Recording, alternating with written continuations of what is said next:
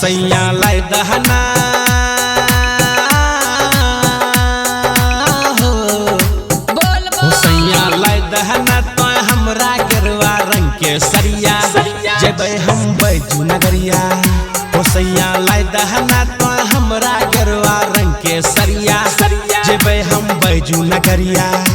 भोला सुनै छाले सभे भक्त तन के पुकरिया जेबै हम बैजू नगरिया।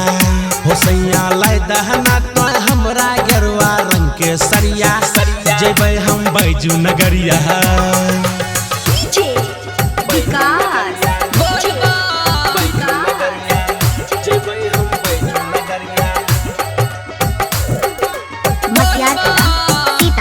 Mix by Balbhadra Singh.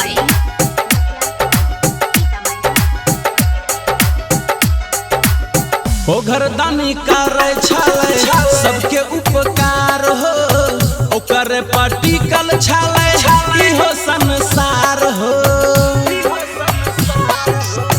ओ घरदानी करे छाले सबके उपकार हो ओकर पटिकल छाले इहो संसार हो।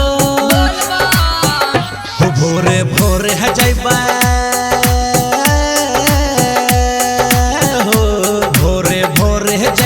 पकड़ब बोल बम के गरिया जेबै हम बैजू नगरिया। हो सैया लाई दहना तो हमरा गेरुआ रंग के सरिया जेबै हम बैजू नगरिया।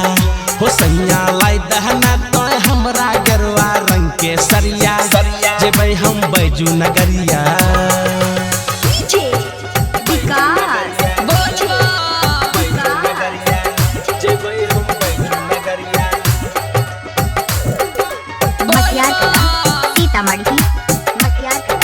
PM recording studio Alamnagar Madhepura.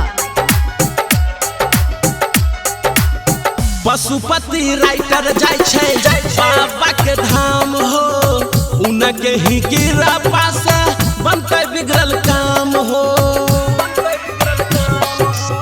Pashupati writer जाय छै बाबा के धाम हो भोला के कृपा से बनते बिगड़ल काम हो। राजीव रंगीला चल दल के